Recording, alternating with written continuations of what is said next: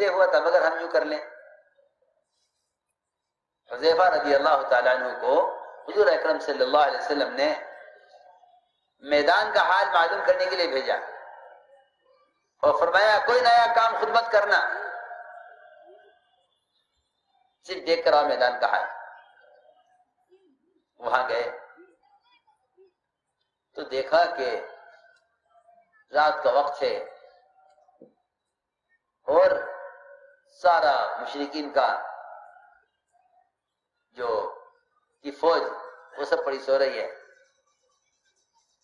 اور ابو سفیان سپہ سالار تھے اپنی فوج کے، ابھی اسلام نہیں لائے تھے، وہ اکیلے بیٹھے آگ پر ہاتھ تاپ رہے ہیں. انہیں خیال ہوا یہ موقع اچھا ہے، موقع اچھا ہے، اس کو یہاں قتل کر دیا جائے. ان کا سپہ سالار مارا جائے گا تو فوج کی خود ہی ہمت ٹوٹ جائے گی، سارا میدان ہاتھ آ جائے گا. سنو،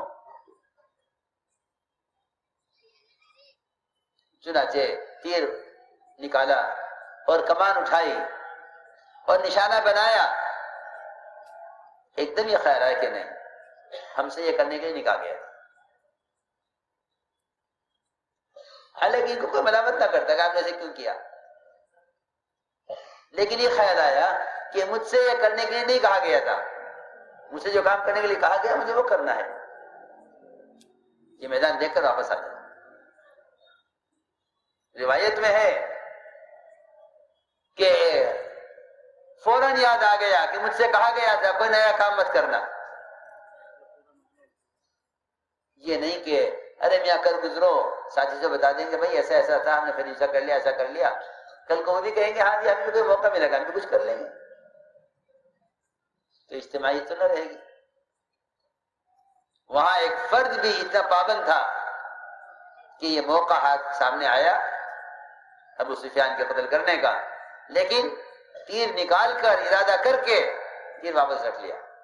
یہ نہیں، مجھے یہ کرنے کے لیے کہا گیا. سنو بہت توجہ سے، چھوڑ کر واپس آ گئے. واپسی میں فرشتے ملے، 30 فرشتے گھوڑے پر سوار. ان سے ملاقات ہوئی فرشتوں سے، اور انہوں نے کہا کہ جا کے اپنے نبی کو خوشخبری سنا دو کہ اللہ تعالیٰ کی طرف سے مدد آ گئی ہے. دیکھو ایک آدمی صرف اپنی ایک فرد ایسا اچھا موقع چھوڑ کر صرف اطاعت کی وجہ سے ایک موقع چھوڑ کر ادھر فرشتوں سے ملاقات اور ہدایات کے مطابق چلنے کی وجہ سے اللہ تعالیٰ نے ابو سفیان کو ہدایت دی. اللہ نے ان سے کام لیا، اگر قتل کر جاتے تو یہ جہنم میں جاتے. ریکنسٹرکشن آف امہ dailymarkers.com. اگر یہ قتل کر جاتے تو یہ جہنم میں جاتے، لیکن ہدایت کے مطابق کام کیا. اللہ تعالی نے ابو سفیان کو ہدایت دی اور اللہ نے ان سے کام لیا. میں یہ اشارے ان واقعات کی تشریح کر رہا ہوں تاکہ ساتھی جذبے میں آ کر نہ کچھ کریں کہ ہمارا جذبہ یہ ہے، ہمارا جذبہ یہ ہے، ہمارا جذبہ یہ ہے.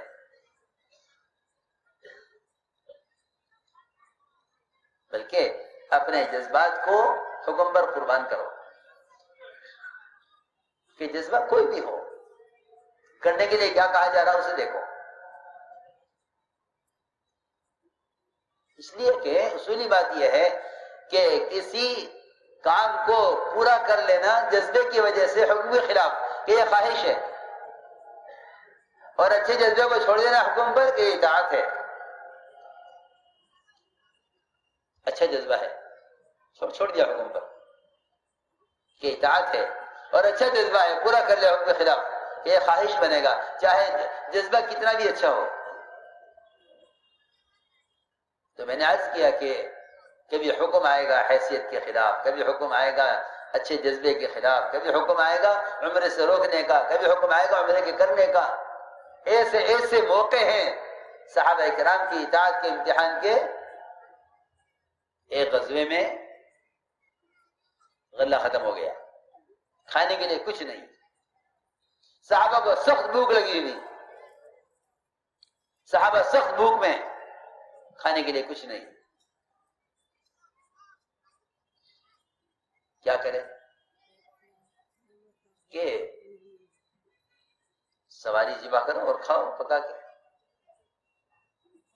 چنانچہ اس وقت تک گدھے کا گوشت حلال تھا، حرام نہیں ہوا تھا.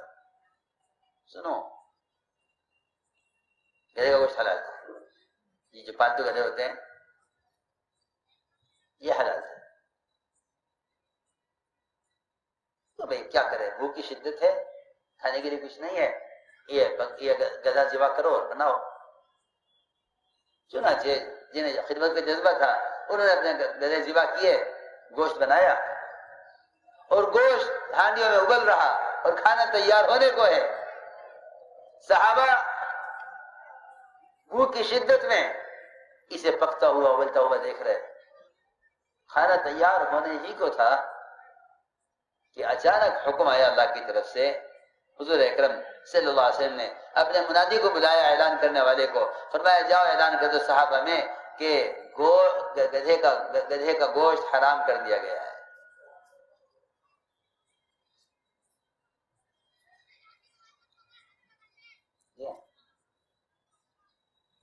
گوشت گدھا حرام کر دیا، کھانا تیار، کھانے کو کچھ نہیں، بھوک کی شدت. ہم دیکھنا چاہتے ہیں یہ کام کر رہے ہیں نا کام، تو ہم ان کام کرنے والوں کی اطاعت کو دیکھیں گے.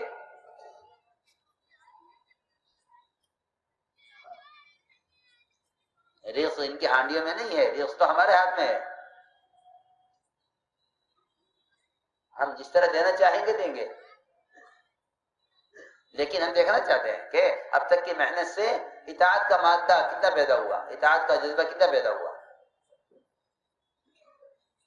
چنانچہ صحابہ نے سب نے ہانڈیاں فوراً الٹ دی زمین پر. یعنی حرام ہو گیا، حکم آ گیا. اب کھا لیتے ہیں بعد میں ہو جاتا، نہیں، حکم فوراً. تو میں نے عرض کیا کہ حکم اس طرح اللہ تعالیٰ اطاعت کے امتحان لیتے ہیں. اور صحابہ کرام نے اس طرح اطاعت کر کے دکھلائی. اللہ تعالیٰ نے انہیں قبول کیا کام کے لیے. یہ اطاعت کے احکام ہیں، یہ اطاعت کے واقعات ہیں جس سے آدمی کے اپنے اندر ایک قوت پیدا ہوتی ہے، استعداد پیدا ہوتی ہے ان واقعات سے، بات کو لینے کی، بات کو آگے بڑھانے کی. ہاں، ورنہ عادت آدمی کو غافل کر دیتی ہے. اسی طرح حکم آتا ہے معمول کے خلاف. ایک معمول چل رہا ہوتا ہے، اس کے خلاف حکم آتا ہے فوراً کہ اب یہ نہیں کرنا، یوں کرنا ہے. حضور اکرم صلی اللہ علیہ وسلم نماز پڑھتے تھے بیت المقدس کی طرف. ہجرت کے بعد بھی تقریباً 16 مہینے یا 17 مہینے آپ نے نماز پڑھی بیت المقدس کی طرف. چاہت یہ تھی کہ قبلہ بیت اللہ ہو جائے، قبلہ بیت اللہ ہو جائے، چاہت یہ تھی. لیکن آپ نے 16-17 مہینے نماز پڑھی بیت المقدس کی طرف ہجرت کے بعد.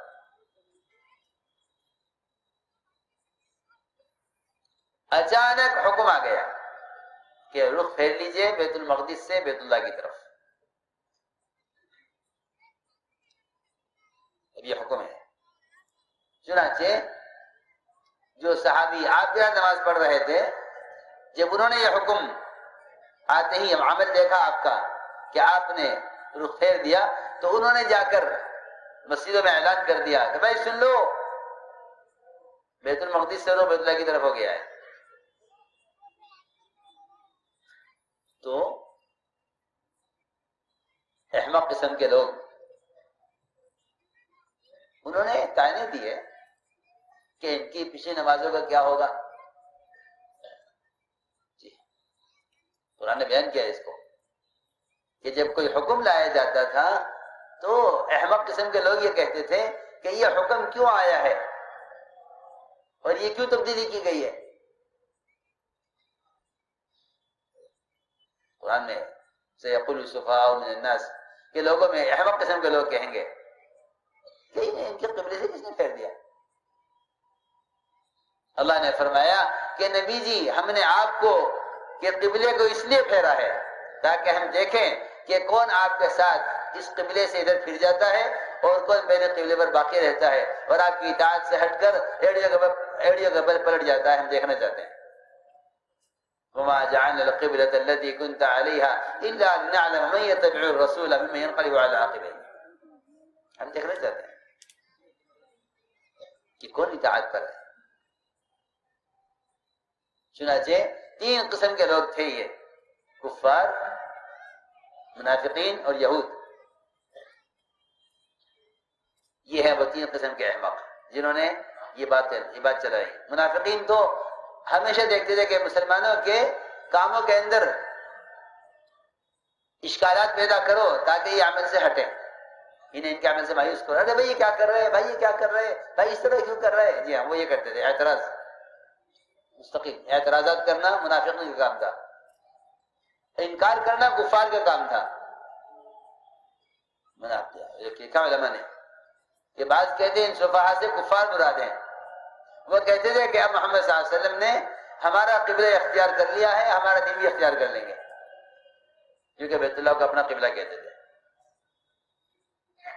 یہود نے کہا کہ لو ان کی پیچھے نمازیں سب ضائع ہو گئی، کیونکہ انہیں ان کا رخ اگر ان کا نزدیک غلط تھا تو پیچھے نمازوں کو کیا ہوگا. اللہ نے فرمایا ما کان اللہ لیضیع ایمانکم، کہ اللہ تمہاری نمازوں کو ضائع کرنے والے نہیں ہیں. جو تم نے نمازیں پڑھی ہیں بیت المقدس کی طرف، وہ بھی حکم سے، جو حکم سے حکم کی طرف آتے ہیں ان کا عمل ضائع نہیں ہوتا. اللہ نے فرمایا ما کان اللہ لیضیع ایمانکم، اللہ تمہاری نمازوں کو ضائع کرنے والے نہیں ہیں. میرے عزیز دوستو، یہ واقعات ہیں اطاعت کے اور اپنے آپ کو پابند بنانے کے. یہ واقعات ہیں اطاعت کے، اپنے آپ کو پابند بنانے کے. کہ کبھی حکم آئے گا حیثیت کے خلاف، کبھی حکم آئے گا جذبے کے خلاف، کبھی حکم آئے گا معمول کے خلاف، کبھی حکم آئے گا اپنے اندر کی چاہت کے خلاف.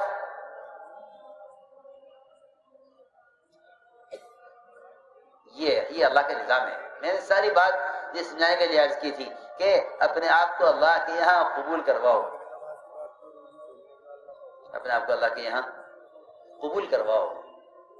اس قبولیت کا تعلق صفات قبولیت سے ہے،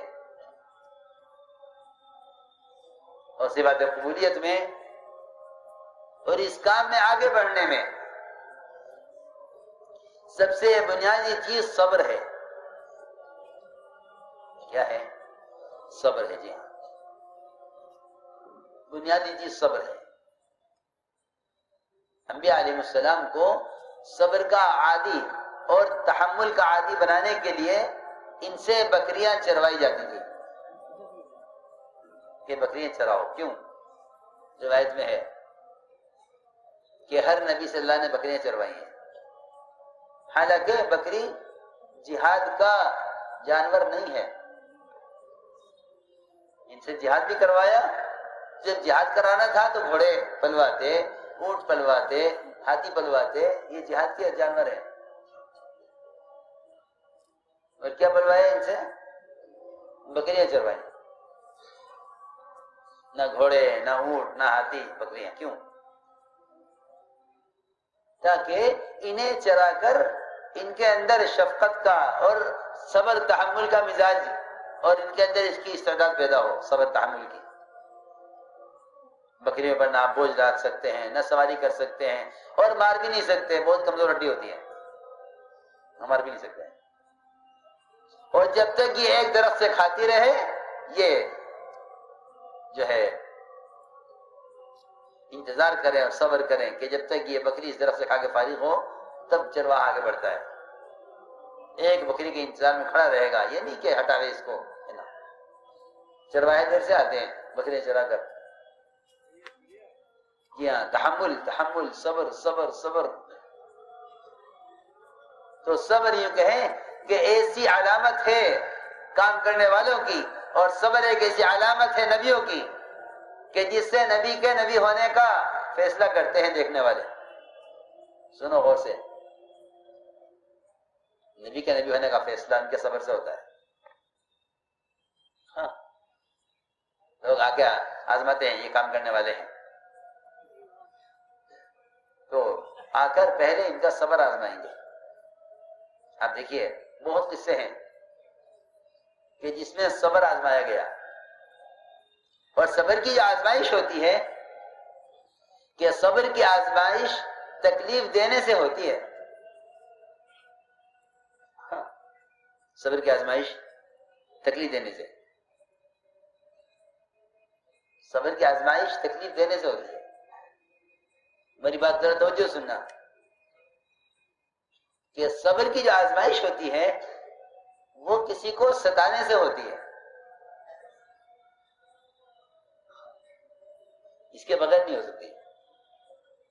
کہ انہیں ستاؤ تاکہ ان کے صبر کو جانچا جائے. میں چھوٹی سی مثال دیتا ہوں ذرا تاکہ اس بات سمجھ میں آ جائے. جن کے دلوں کی جانچ کی جاتی ہے نا، دلوں کی جانچ کہ ان کا دل صحیح کام کر رہا ہے یا نہیں، تو دلوں کی جانچ کے لیے ٹیسٹ میں ان کو مشقت سے گزارا جاتا ہے کہ انہیں چلا کر دیکھو، تھکا کر دیکھو. ہاں، یہ طریقہ ہے دل کی جانچ کا. نارمل حالت میں دل کی جانچ نہیں کرتے کہ ان کے دل پر بوجھ ڈالو پھر دیکھو سانسی کیا کیفیت ہوتی ہے، بلڈ پریشر کیا کیفیت ہوتی ہے. یہ ایسا ہی ہے نا، ایسا میں سمجھانے کے لیے کہہ رہا ہوں. ہاں، دل کا ہوتا ہے نا ٹیسٹ، تو اس کی حرکت اور اس کی خون کا لینا اور پھینکنا، یہ سب چیزیں اس پر چلا کر مشین پر دیکھتے ہیں. بہت بوجھ ڈالتے ہیں تو کہتے ہیں بالکل ٹھیک ہے. یہ نہیں کہ وہ مریض کو الٹا کے دیکھ لیں کہ ہاں ٹھیک ہے، ایسا نہیں ہے. میں سمجھانے کے لیے کہہ رہا ہوں. ایک صحابی تھے زید ابن سعنہ، یہودی تھے، اور بڑے عالم تھے یہود کے، اسلام میں داخل ہوئے. وہ کہتے ہیں کہ میں نے اپنی کتابوں میں پڑھا حضور اکرم صلی اللہ علیہ وسلم کی، آپ کی نبوت کو، آپ کی بعثت کو، تو پھر میں چلا آپ کی طرف. میں نے آپ کو دیکھ کے پہچان لیا کہ ہاں یہ نبی ہو سکتے ہیں. لیکن ہم نے پڑھا تھا اپنی کتابوں میں کہ ان کے اندر ایک خاص صفت یہ ہوگی کہ ان کو جتنا ستایا جائے گا ان کے اندر تحمل اور صبر اتنا زیادہ ہوگا. لیکن کسی کو راہ چلتے دھکا دینے سے کیا فائدہ؟ الزام ان پر آئے گا. ان کے ساتھ کوئی معاملہ کرو، ان کے ساتھ کوئی معاملہ کرو.